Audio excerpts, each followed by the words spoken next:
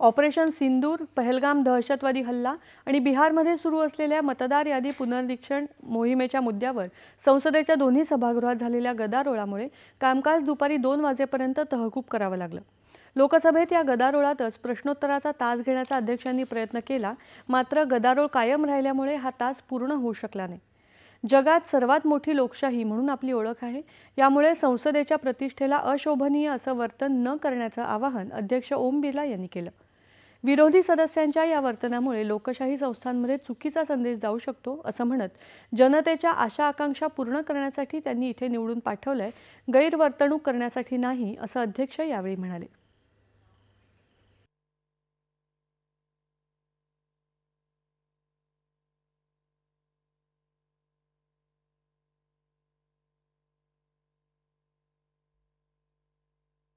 प्रश्नकाल महत्वपूर्ण समय होता है, आपका समय होता है जिसमें आप जनता की अपेक्षाएं, उनके महत्वपूर्ण मुद्दों को उठाते हैं। सरकार की जवाबदेही होती है। कई मंत्रालय विभागों के अंदर आपके हुए उठायों से मंत्रालय विभाग में जवाब देते होती है। और मुझे कई मान्य सदस्यों ने कहा कि प्रश्नकाल बहुत मुश्किल से उनका आता है और आपका व्यवहार जिस तरीके से रहता है ये सदन की गरिमा के अनुकूल नहीं है। आप किस तरीके से सदन में व्यवहार करते हैं, तख्तियां लेकर आते हैं, नारेबाजी करते हैं, मेजें ठोकते हैं, ये सदन की गरिमा के अनुकूल नहीं है। मैं आपसे फिर आग्रह कर रहा हूं कि संसद की मर्यादा गरिमा को बनाए रखो। दुनिया का सबसे बड़ा लोकतंत्र है और लोकतंत्र के अंदर हमारी पारदर्शिता, जवाबदेही दुनिया जानती है। हम जिस तरीके का व्यवहार करेंगे, आचरण करेंगे देश की लोकतांत्रिक संस्थाओं में, उसका क्या संदेश जाएगा। किस तरीके से जनता के करोड़ों रुपए खर्च संसद में होते हैं।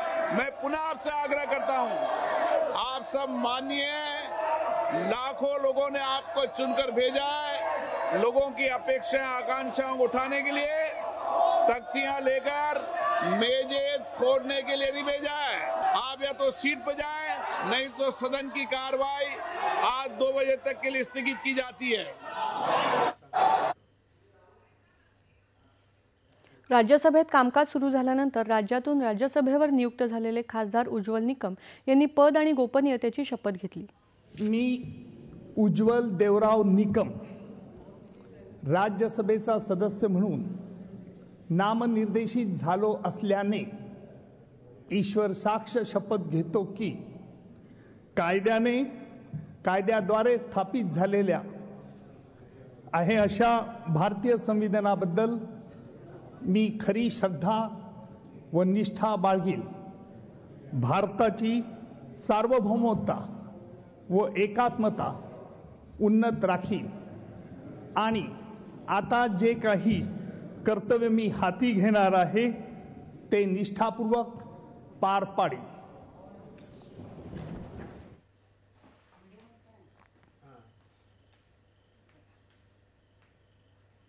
शपथविधीनंतर निवृत्त झालेल्या 6 सदस्यांना निरोप देण्यात आला।